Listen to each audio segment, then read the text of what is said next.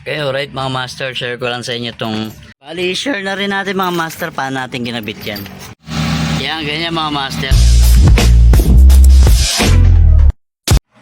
Hi!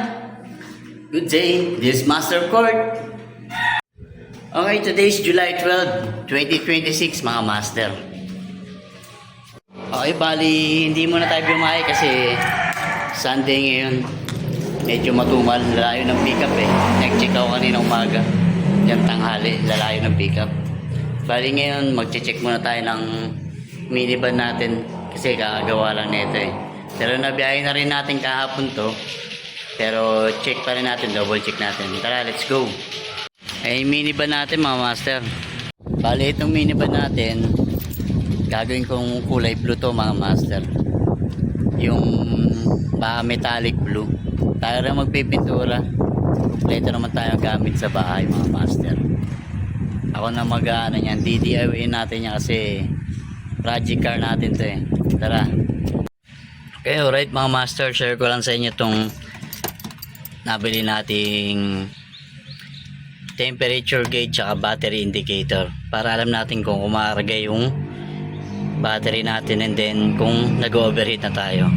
Dito mga master, wala siyang indicator kung gaano nakataas yung temperature mo sa panel natin. Basta pupula na lang bigla, ibig sabihin overheat ka na. Wala ka nang tayo makatabi, di ba? Bali, share na rin natin mga master paano natin ginabit yan. Bali, ito yun siya. Ayun, yung kulay blue na yun. Ayan. Ayan yung temperature gauge natin. Bali, kinat ko lang yung hose dyan mula sa sa yung daluyan ng thermostat papunta sa engine. Galing papunta sa engine tapos galing sa papuntang radiator. Bali yung init, ito yung nagsusukat. Ayan yung may dalawang kable na yan. Ayan. Dinagyan lang natin beta gray para sigurado. Then clean up natin ng maayos. Okay, check natin mga master. Cold start to, cold start.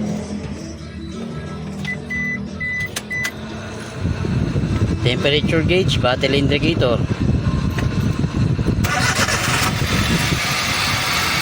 Kita mo, one click start mga master. Yan, kita mo. Ibig sabihin, goods yung natin. Maganda pa yung alternator natin, 14.2. Yan. Share ko naman sa inyo mga master kung paano malalaman kung good condition yung engine ng minivan nyo. Ganito yan. Punta lang sa likod, tapos tingnan mo yung tambucho after a minutes. May lalabas na tubig dyan pagkabagong start. Ganito, tingnan mo. Yan, ganyan mga master. Nakita nyo ba yung mga tulo ng tubig na yan? Ayan. Big sabihin, maganda ang cooling system mo. Nakakasunog na maayos ng gasoline. Yan ang dedikasyon ng maganda ang engine mo mga master.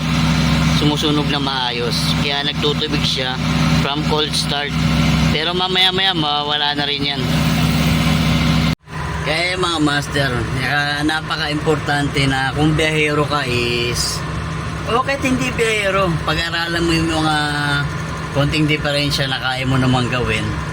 Ako kasi inaaral ko na ngayon yung mga literal na paggawa na talaga. Katulad ng pag-timing na makina, pagbaba ng transmission. Pero sa sasakyan ko lang yung ginagawa, hindi pa ako tumatanggap ng gawa kasi ayoko muna mag-abono. Diba? Tama naman ako, diba? Kumbaga, parang sarili lang muna natin yung ginagawa natin. Kasi hindi natin maiiwasan, masisiraan tayo, magkakaroon tayo ng aberya sa daan. Dahil lalo na, nagdi-deliver tayo. Kaya ito muna yung topic natin for today. Okay, alright mga master. Dito ka muna tatapusin tong video natin na to. This is Master Court, the Jack of all trades. Peace out.